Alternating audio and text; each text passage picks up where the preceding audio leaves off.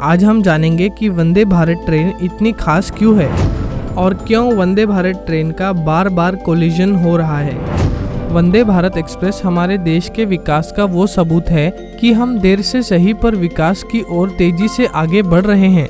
Vande Bharat train एक semi high speed train है। इसमें अलग से इंजन नहीं होता। ये वैसे ही काम करती है जैसे दिल्ली या मुंबई की मेट्रोस काम करती हैं।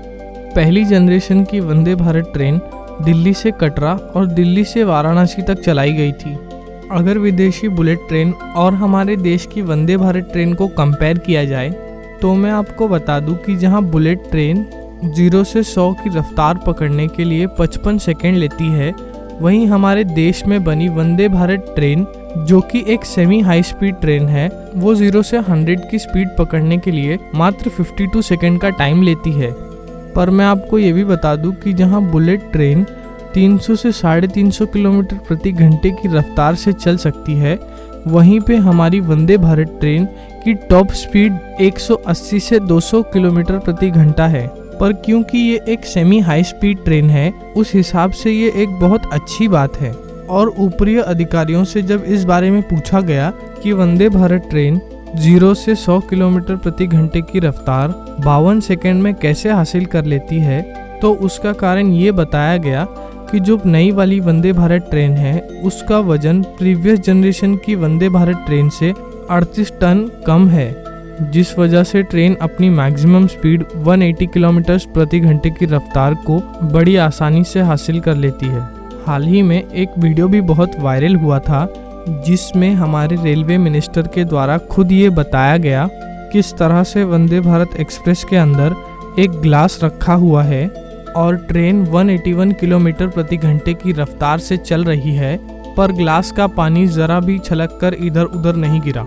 उनका कहना ये था कि सिर्फ ट्रेन्स को ही नहीं बनाना है, पर ट्रैक्स को भी इस तरीके से मेंटेन करना है कि हाई स्पीड के दौरान पैसेंजर्स अनकंफर्टेबल ना फील करें।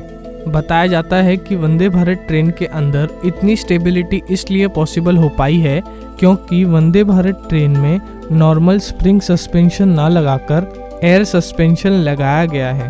मैं आपको बता दूं कि वंदे भारत ट्रेन के माध्यम से हमारे देश ने फिर एक बार पूरी दुनिया का ध्यान अपनी ओर आकर्षित कर लिया है, क्योंकि 110 करोड़ की लागत में बनी Vande Bharat train European train से 40% प्राइस इफेक्टिव है। ऐसे में उन देशों के लिए जो अपने देश के लिए एक रिलायबल ट्रेन लाने के लिए सोच रहे हैं, उनके लिए वंदे भारत एक्सप्रेस एक बहुत अच्छी ऑप्शन हो सकती है। इसके साथ ही मैं आपको बता दूं कि इंडियन रेलवेज की कोशिश है कि अगले इंडिपेंडेंस तक उनको 75 वंदे भारत ट्रेन्स लॉन्च करनी है।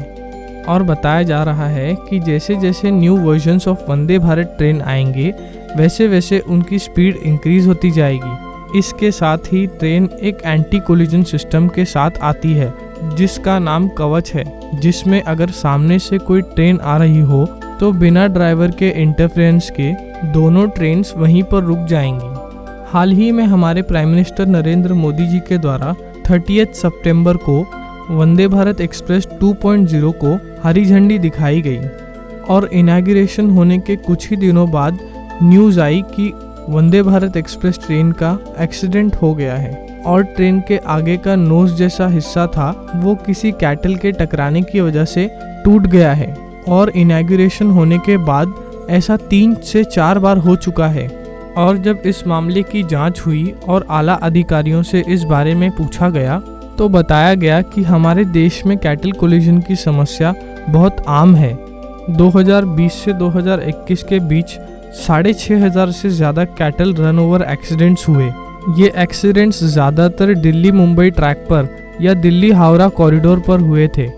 इंडियन रेलवेज के अनुसार हर रोज़ 14 से 15 कैटल कोलिजन्स होते हैं, क्योंकि जब तक ड्राइवर किसी कैटल को स्पॉट करे और ट्रेन रोके तब तक कोलिजन हो जाता है।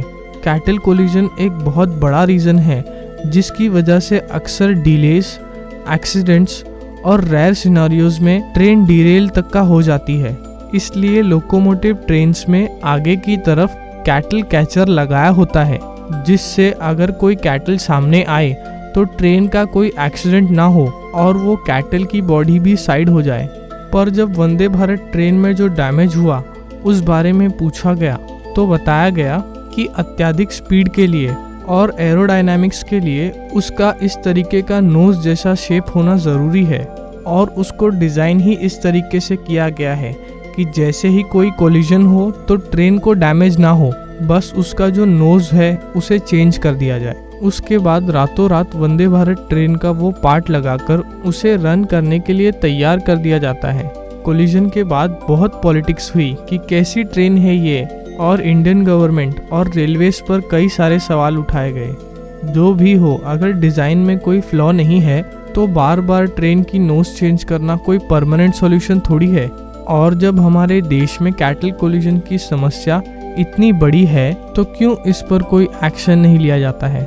इस बारे में जब सवाल किया गया तो मिस्टर सुधांशु मणि जी ने, जो रेलवे में कंसल्टेंट इंजीनियर हैं और जिनके नेतृत्व में वंदे भारत एक्सप्रेस बन रही है, उन्होंने इसका जवाब दिया।